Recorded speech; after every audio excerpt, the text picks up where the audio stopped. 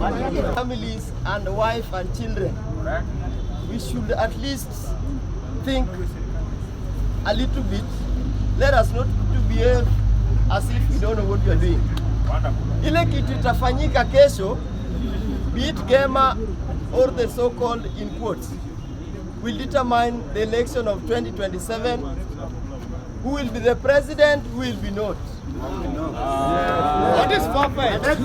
That is perfect. Mkutano ya kesho itatambua yule mwenye atakuwa president na nani atakuwa upinzani. Lakini mimi vile naona kama mtu anaenda kwa upinzani.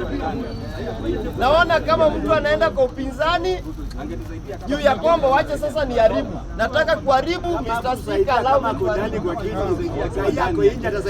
Nataka kusema hiyo mkutano ya kwanza itajaa ukabila, kwa sababu ile lugha yenye itasemekana hapo ni ya Kikuyu peke yake. Sasa wewe Mjaluo utaenda kufanya nini huko? Hiyo mkutano ni ya ukabila. Hiyo mkutano ni ya Wakikuyu. Kama wewe si Mkikuyu usiende hapo. What about the married one? Usiende hapo kama wewe si Mkikuyu. Again,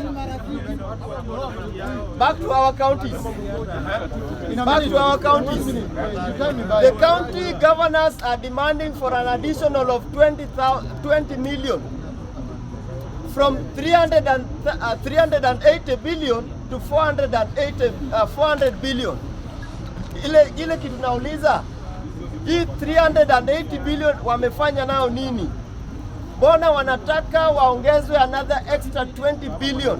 And yet mkiona hapa Machakos County pesa inaibwa kila wakati.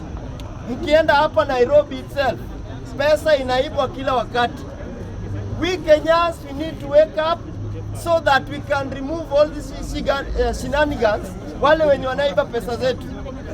Machakos County imesabaratika and other counties. Tafadhali. And wale wenye wana support hii serikali, if you know you are against the government, stay where you are. If you know you are supporting the government, stay where you are. Stop disturbing others and be as a nation. Thank you. Thank you very much. Kitu ya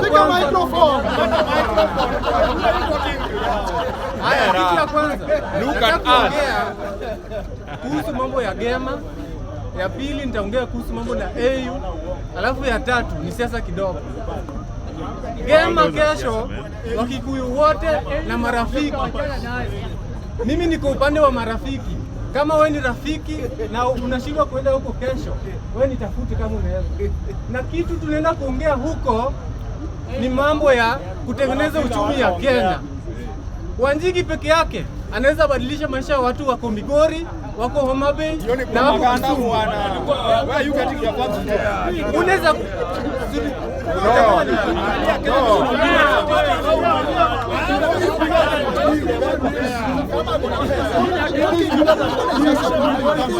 hakuna kampuni ya maana. Ukienda Kisumu kampuni ni chache. Mbona tusitengeneze urafiki na watu Kikuyu wenye kuna pesa waende watengeneze na sisi tupate ajira.